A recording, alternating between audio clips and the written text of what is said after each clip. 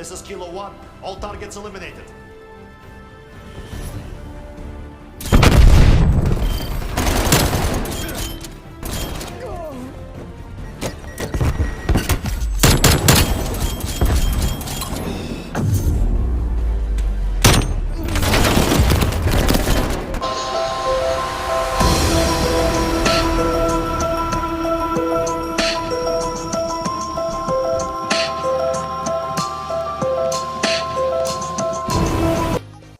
What is going on, everyone? Great2A7B here, back with another video on the channel. Now guys, we actually have a lot to talk about tonight, including Black Ops Cold War Season 5 leaks, a lawsuit filed against Activision, and some very interesting news about the future of Call of Duty and what it's going to be that could potentially stop the production of Call of Duty Vanguard and make it be delayed just a little bit. But first, let's get into some of the teasers that we got in this week for Season 5.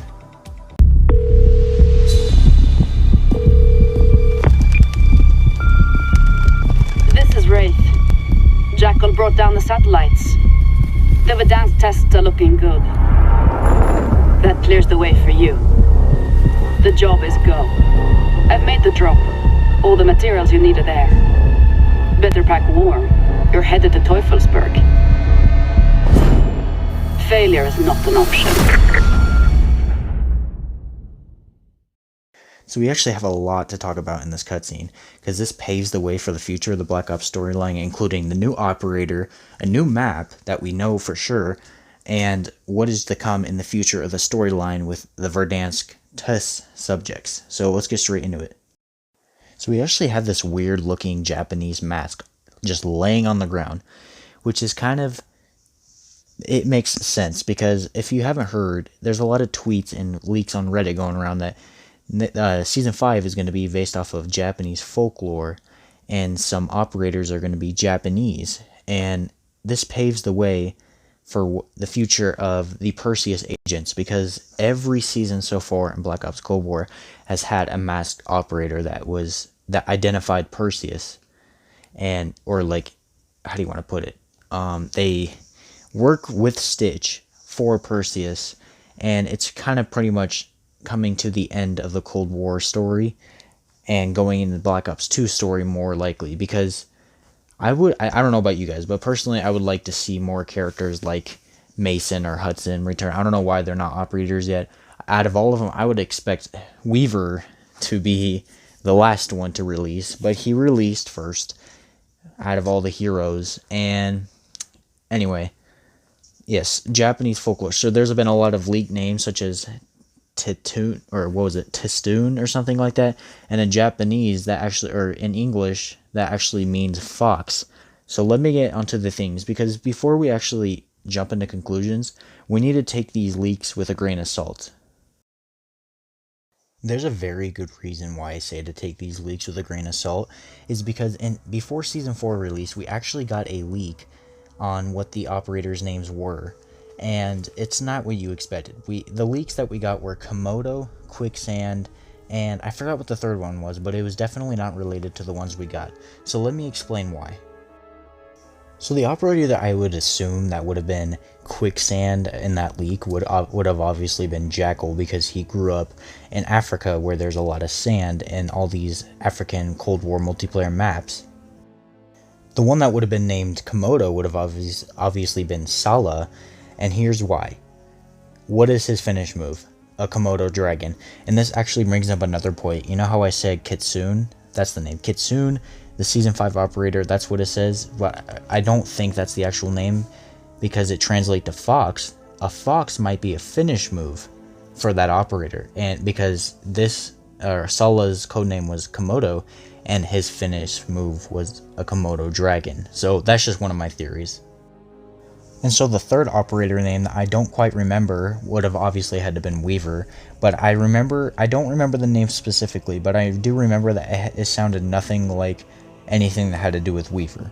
So this is why I say to take the operator names of Season 5 with a grain of salt, because here's why, code names and all of that.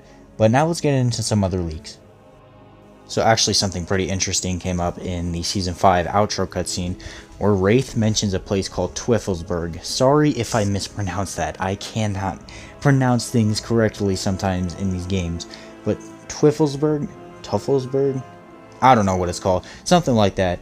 But it is actually the location of a multiplayer map that has been leaked in the codes and files of the game since before Season 1 release, and that, ladies and gentlemen, is Echelon. I don't know if you've heard about it online with Reddit and all the leaks, but Echelon is actually one of the leaked maps, like I said, that has been around since Season 1, but hasn't released yet, and we don't know why. Now, this new Echelon multiplayer map is actually going to be a remake of two multiplayer maps from the past.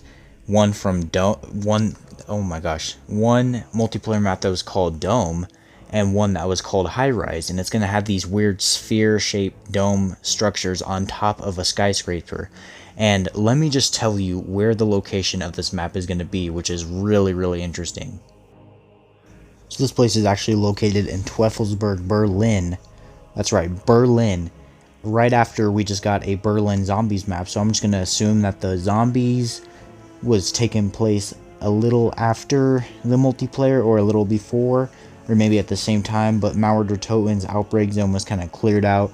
But anyway, this is what the real spy station from real Teufelsberg, Berlin looks like. And it looks like the exact map that Echelon is gonna look like. You have those dome structures on top of a little skyscraper building, you know? But the funny thing is about this map, and about this real radio station, is that this is a place used during World War II, not during the Cold War. So that's going to be a little interesting to see how they intertwine this, and maybe it will lead into something with the Call of Duty World War II Vanguard leaks and all of that. So getting that out of the way, I want to talk about what is going up with the lawsuit, and pretty much what is going on with Activision overall. Because if you guys don't know, Activision recently got a lawsuit against them. I think it has to do with Activision and Blizzard though. But here's why I think it could affect the development of Call of Duty's DLC season and all of that, and potentially delaying Call of Duty Vanguard to the point where it may not release on time, or in the time span that we are used to. So anyway, what is going on is they actually got a few sexual assault, and not sexual harassment, and yeah, it's weird. They got photos and cameras inside bathrooms asking female employees very inappropriate questions. So there's just some employees at Activision that are just not capable of doing their job, you know? And it's sad to see that most of the innocent employees there are getting in trouble for no reason. And there's so many people out there that are just go get a job. It's not that easy. You got to realize these people probably worked a long time just to get into this job, just to be taken out of it because of someone else's doing or issue, you know? I don't think it's too fair, and it may interrupt the development of Call of Duty on certain aspects. And what I mean by certain aspects, I'm talking about DLC seasons, such as future seasons of the game, new Call of Duty games coming up in the future, and buffs and nerfs of weapons that need to be included, or else the fan base will start dying, all those sort of things, you know? And I feel like they can't always do their jobs with this and with the things that they need to be doing if their employees are too busy messing around with things that shouldn't have to cause problems. And I know it's on the Blizzard side of things, but guys, on PC, Blizzard runs Call of Duty. I'm just saying that's how you buy Call of Duty games, is on Blizzard. So I don't know about that, because if that's going to cause the delay of Vanguard, or maybe cause it to Vanguard may not even be able to release on Blizzard, what is that going to do for the PC players? I know that doesn't affect all of the fan base, but come on, that's still a third of your fan base that's going to be taken away from Call of Duty if you can't find another way to sell your games, and your employees are too busy messing around and causing all these lawsuits. It's just not fair, in my opinion. And if things aren't already pretty stressful for Activision and all of them, you know, even for Sledgehammer, they also have to contend and make Call of Duty Vanguard one of the best, because this year they're going up against Halo Infinite and Battlefield 2042, and that hasn't happened since like Black Ops 4 with Red Dead Redemption 2 and Battlefield 5, and these two games are going to be really hard to compete with, and that's going to need extra time from Activision to put all their time into this game and make it better than what those other two competitors are. And then you also have all those retards saying, oh, Call of Duty's better than Battlefield, Battlefield's better than Call of Duty. It's like, guys, stop with the game wars. Like, if you love that game, then you love that game. Me personally, I love all three series. Nothing's gonna change. I don't like one better than the other most of the time. But yeah, people just gotta realize that they just have to chill out. And I really feel like this year is going to be really good for this, and showing people that you don't have to like one, because they're all going to be the same battle passes, same microtransactions, all of that. And I really hope everyone just makes smart choices and pretty much just enjoy the games that our developers make.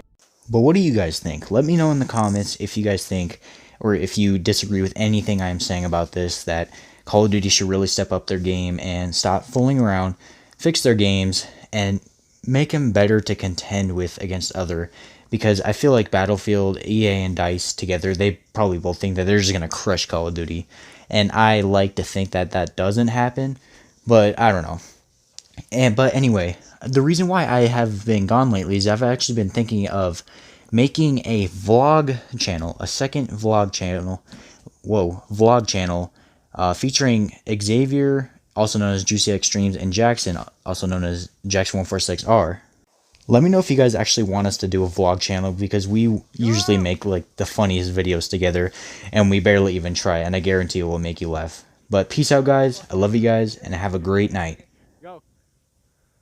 Fine, I take that. What you gonna do with all that? Tell your homeboy to fall back. Tell your girlfriend to fall back. Come on and just bounce. I take that.